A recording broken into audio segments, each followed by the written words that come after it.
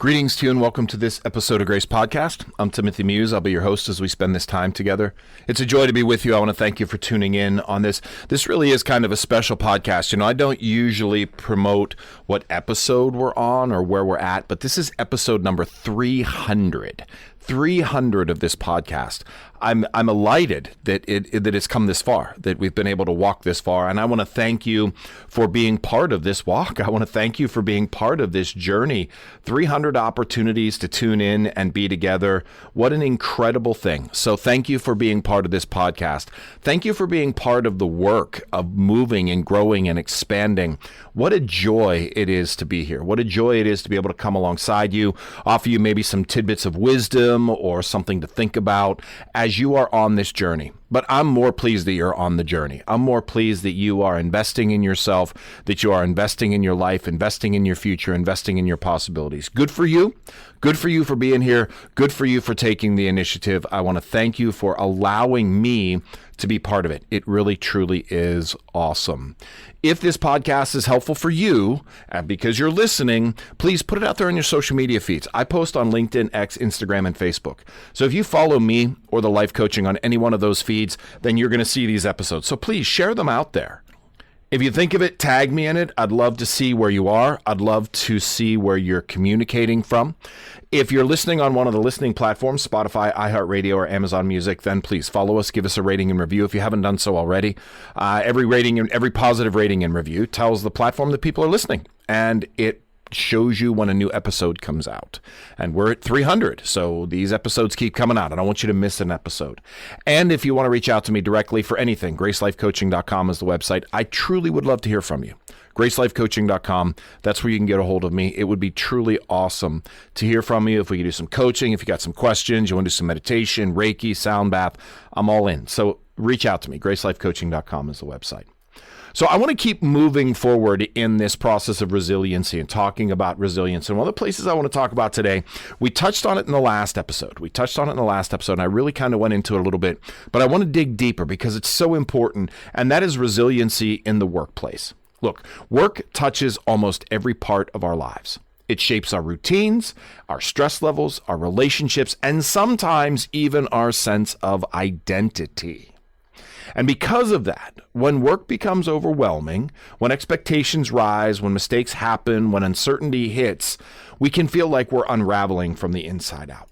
So today I want us to dig a little bit deeper into what resilience at work truly looks like, how to separate who you are from what you do, which is a really huge thing, how to recover from work stress instead of absorbing it, how to handle pressure, conflict, and feedback, and how to create a healthier relationship with your career, your team, and yourself. So let's dig in. What workplace resilience really means. Workplace resilience is not about doing more or working faster or forcing yourself through burnout, being endlessly available, pretending stress doesn't affect you. That is not resiliency within the workplace. Resiliency is something else. It's quiet strength. It's the ability to stay grounded, clear, and adaptable under pressure without collapsing into shame or spiraling into overwhelming thoughts or beliefs. Workplace resilience means you can make mistakes without destroying your confidence. You can handle challenges without losing your sense of worth. You can face uncertainty without imagining the worst, without catastrophizing. You can set boundaries without guilt. We talked about those before. Oftentimes when people set boundaries, it comes with guilt. You can give your best without giving your entire self. It's about remembering my value is not measured by my output. Now, we live in a world that is all about output and production, and value is very much tied to that. But when we look at people who are truly resilient, they see their value in themselves, and it's not measured in what they produce, but in who they are. And that's true workplace resilience, to be able to separate our output from our value. And to be able to be adaptable when things happen, because workplace resilience gets tested all the time. So let's look at that. You know, when you make a mistake, and hey, we all make mistakes, right? Most people tie their identity to their competency. Most people say their identity is to be competent. So when we make a mistake, when we miss a deadline, when we forget an email, when we miscommunicate, then shame comes in. Shame and overwhelming rather than just a simple identification of responsibility. You know, when we make a mistake, again, when our identity is tied to our productivity, mistakes are unacceptable. And mistakes come with shame. But resiliency within the workplace doesn't allow that to happen. Being resilient when we make a mistake means, you can acknowledge the mistake. Okay? Yeah, I made a mistake. You can make it right and then let it go and move on. You don't have to carry it as evidence of inadequacy. A lot of people do. They'll chalk up their mistakes. The one mistake will overshadow 100 productivity or 100 marks of celebration. So acknowledge the mistake. Yes, I made a mistake. I missed that email or I missed that deadline. I'm sorry. I'll make it right and then let it go. A resilient internal script sounds like, okay, that didn't go as planned. I can fix this, but that doesn't define me. How often we allow mistakes to define us. And when we receive feedback can be another one of those things. Feedback often triggers two reactions, defensiveness or self-blame. I didn't do that. That wasn't it. Or I'm just so terrible. I'm such an awful employee. But feedback is information, not indictment. Resilience lets you hear feedback as guidance, clarity, and opportunity, not as rejection, humiliation, and failure. The resilient response, thank you. I appreciate the insight. I'll adjust accordingly. We don't have to define our identity with our work. And when we receive feedback, we can be resilient and receive it and move on. When workload overwhelms us, and sometimes it does, sometimes we get overloaded. But overloaded is not a sign of personal failure. It is a sign of system or expectation imbalance. The place you're working for, the system you're working in, is expecting more of you than you can deliver. And no matter how good you are, there's always going to be a point where we're expected to deliver more than we can handle. Resiliency says, I can see my limits. I need to restructure my schedule. I need to ask for help. I need to put this on someone else, or I need to go to my employer and say, look, you're asking more of me than I can do, and I don't want to fail at it. It's not I'm weak because I can't do everything. It's I'm smart because I know that I can't do everything. When we can acknowledge our limits, we can find balance within the workload, and we can also continue to be as productive as possible because we know that we can't do everything. And look, work brings uncertainty. There's always uncertainty, changes in leadership, restructuring, shifting roles, unclear expectations, and all of these activate fear in almost everyone. I've talked about how the brain works before. The brain likes routine. So when uncertainty is presented, the brain starts to go haywire. What's going to happen? What's going to happen? But when we can be resilient, we can stay present instead of catastrophizing. Oh, there's a new leader. They're probably going to be the worst leader ever. They're probably going to be worse than the last manager. Oh, this is going to happen. Oh, it's just going to tear everything apart. We can stay present. I don't know what the future's going to hold. It may be a catastrophe and it may be a joy. So resiliency stays present in the moment. It gathers information instead of imagining worst case scenario. Again, when we go back to how our brain is wired to project and protect. All right. So when something is uncertain, we project the worst and then we prepare to protect ourselves from it. But when we're resilient, we can acknowledge that and say, okay, I'm going to gather information before I create a worst case scenario. And this is a big thing. Resilient thinking focuses on what you can control instead of everything that you can't. I've talked about this as well before. There are three types of business in the world: my business, your business, and God's business, or the universe's business. And the only business you can control is yours. So resiliency with uncertainty focuses on what we can control. Yes, it's pouring down rain outside and I have to go to the car. I can't control the rain, but I can control the umbrella. So let's focus on what we can control in the midst of uncertainty. And sometimes the only thing we can control is our breath. But that is something to control. That's what happens when uncertainty comes along. Resiliency allows us to stay present in uncertainty and not catastrophize and not create worst case scenarios. And relationships. Most of us work with other people. And sometimes those relationships become a little tense because, hey, guess what? We're all people and not everybody has a good day every day. So how do we deal with that? How do we deal with interpersonal dynamics? with coworkers and bosses and team culture. They're all emotional minefields. So how does resiliency speak into that? It speaks into clear communication. Communication is the key. Having clear communication about what is expected, about who's doing what, about who's in charge. It sets steady boundaries that continue to exist within the culture and within the relationships. It stays professional without becoming rigid. Our professionalism doesn't need to be rigid. We can still be human. We are human in the midst of our profession, but we can stay professional. And it's about not taking someone else's stress personally. Look, 99.9% of the time, we as individuals think about ourselves, and we don't realize how ourselves impact others. But others around us can take stress personally. We can take others' stress personally. When we're resilient, we focus on not taking someone else's stress personally. I mean, if our coworker at the next desk snaps at us because, they're overworked and underpaid and exhausted and there's family troubles at home and they're sick, we can say, oh, well, you're being a jerk to me. Or it's like, wow, that person's really under stress. I don't have to take it personally. Understanding that if they're mad at me, they need to tell me. Long time ago, I needed to learn this when I started in my career. And it was really a lesson for me for a long time because I took a lot of people's stress and pain personally.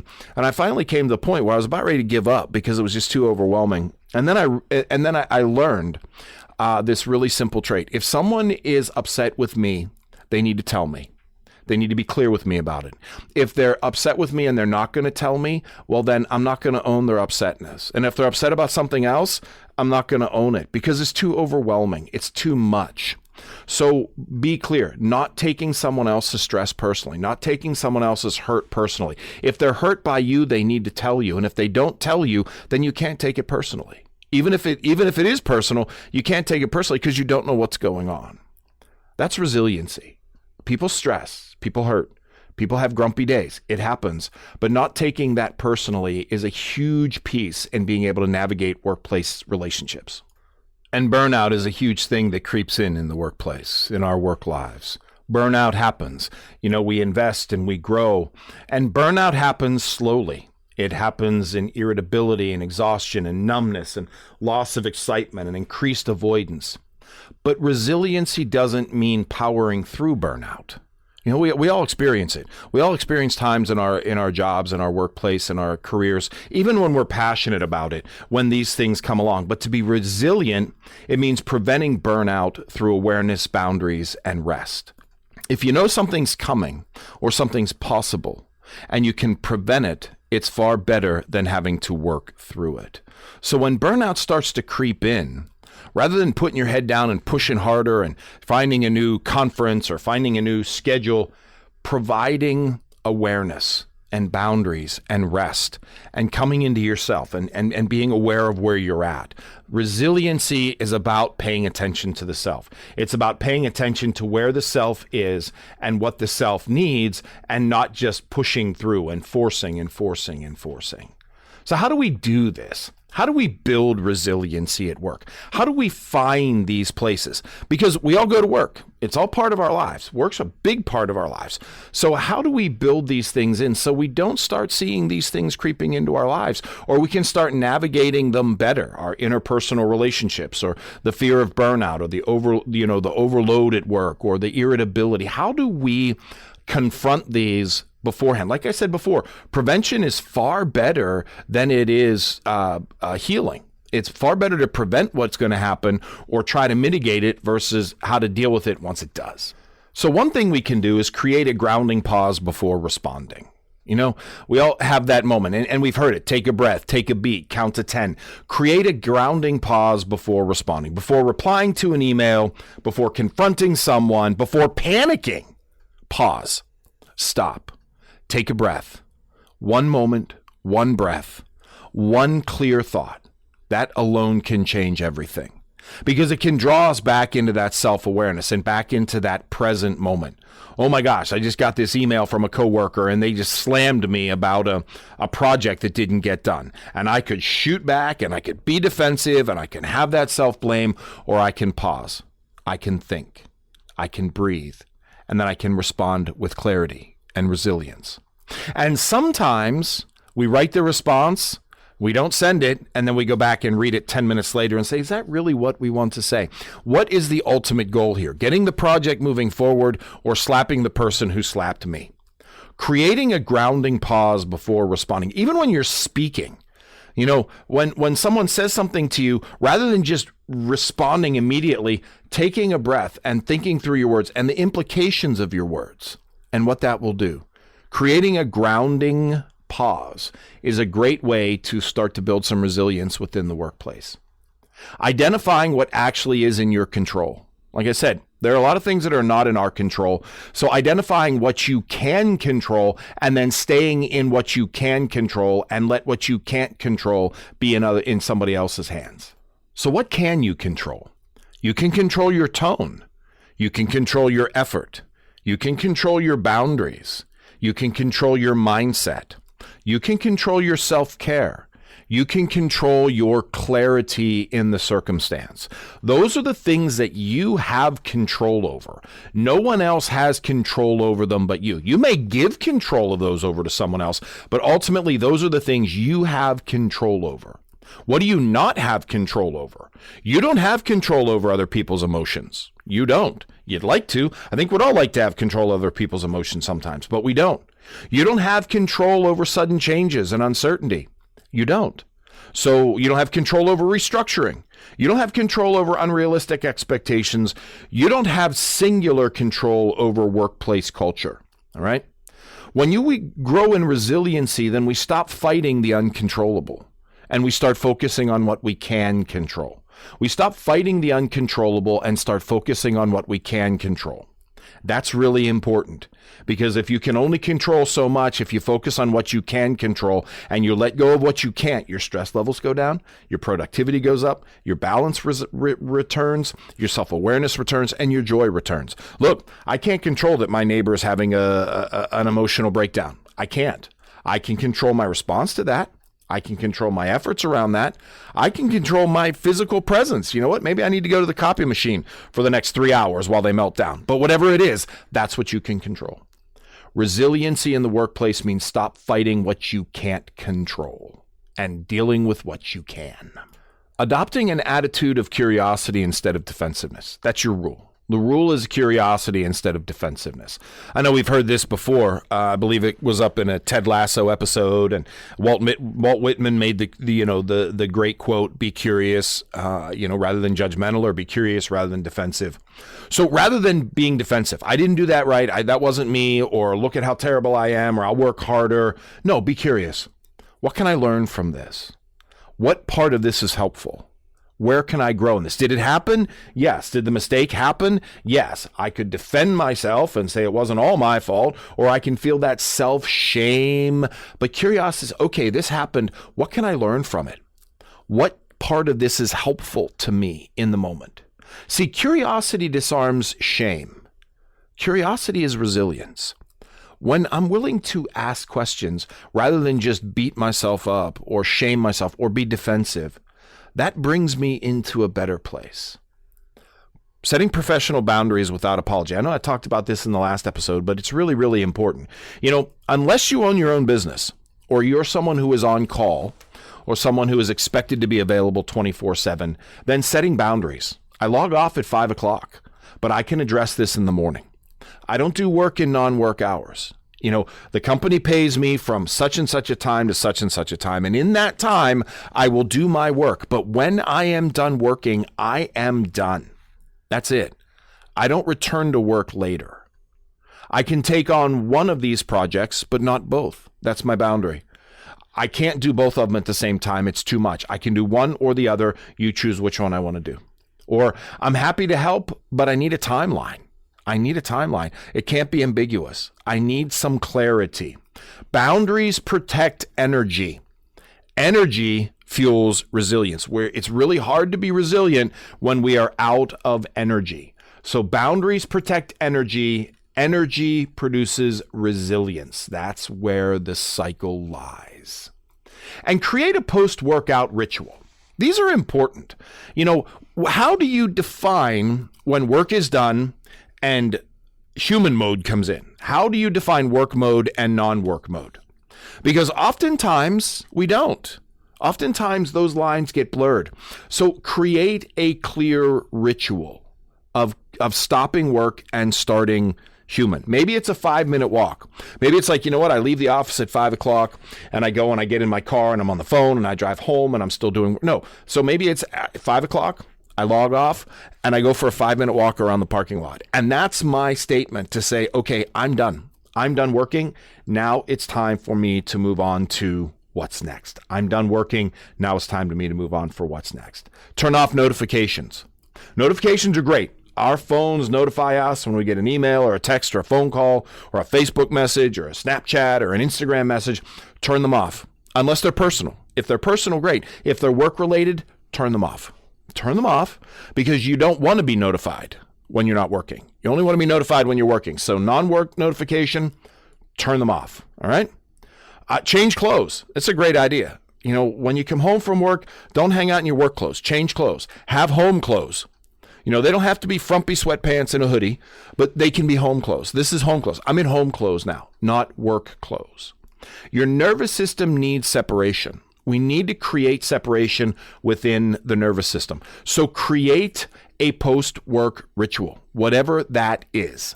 If you have a 3-minute commute, make it a 10-minute commute. Drive around for a little bit. You know, make it clear. I'm letting it go. I'm letting it go. You know, the first part of my career in this part of the country, I had about a 30-minute commute to work each way every day. And that was a great separation between home and work. Well, ultimately, I relocated to come very much closer to my work, which is great, but it doesn't have that home, commute. So I have to create other home rituals. Like when I get home, I change clothes. I turn my phone over so I don't see notifications. I have very few notifications on my phone that are related to work so that there is a separation. Now, in my particular job, there is an expectation for me to be available, and that's fine. It's part of the job. But there needs to be a post-work ritual so that you're not confusing work and home. And the last thing I want to raise up, which is really important, is celebrate wins. Celebrate wins. Resiliency grows through recognition. So every success counts. Every time you finish up an email or a response or speak up or say no or ask for help or make a clear decision, those wins, those successes create resiliency. When we can recognize that we have done something and celebrate it, we can see where that resiliency wins, where that resiliency plays out. Small wins build internal stability. And stability is where resiliency lies. And that's what we want. That's what we're looking for. So workplace resiliency is really important because we spend a lot of time at work. Work influences a lot of what we do. And work funds our home time. It funds our house. It funds our playtime. It buys our food. So work is really, really important.